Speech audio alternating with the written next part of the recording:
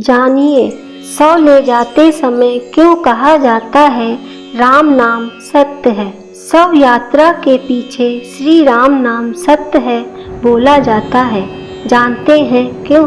इसके पीछे एक बहुत ही सच्ची घटना निहित है।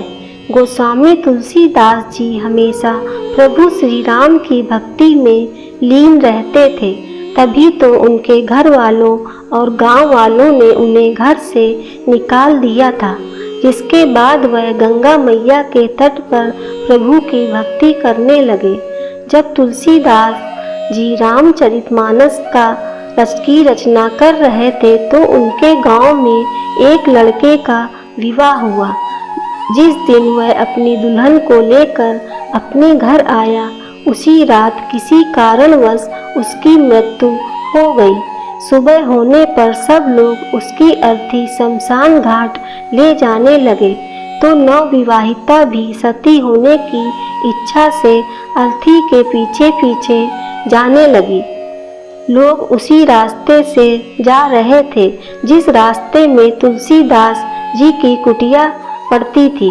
नवविवाहिता की नज़र तुलसीदास जी पर पड़ी तो उसने सोचा कि अपने पति के साथ सती होने जा रही हूँ, आखिर एक बार इन ब्राह्मण देवता को प्रणाम कर लूँ।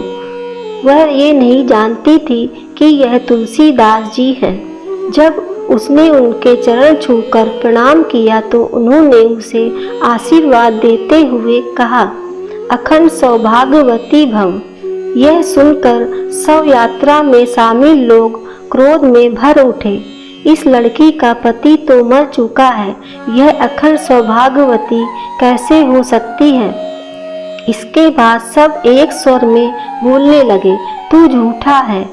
तुलसीदास जी बोले, हम झूठे हो सकते हैं, परंतु हमारे राम कभी भी झूठे नहीं हो सकते।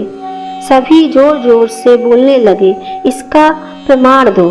तुलसीदास जी ने अर्थी को नीचे रखवाया और उस मृत युवक के पास जाकर उसके कान में कहा, राम नाम सत्य है।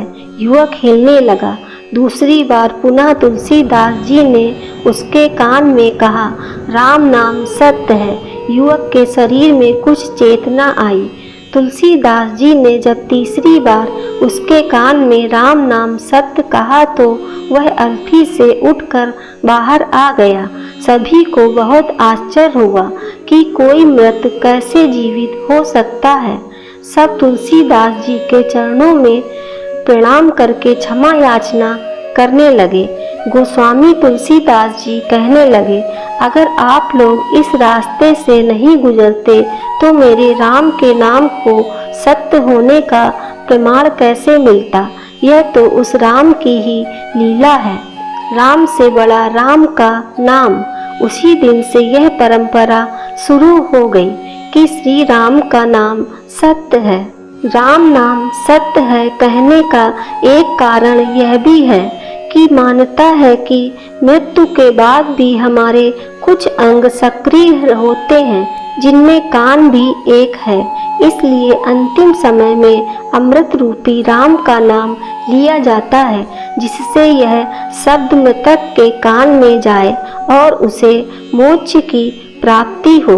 जय श्री राम। दोस्तों, आपको ये जानकारी कैसी लगी कृपया कमेंट करके ज़रूर बताएं और आगे की ऐसी ही जानकारियों को जानने के लिए हमारे चैनल को सब्सक्राइब जरूर करें। धन्यवाद।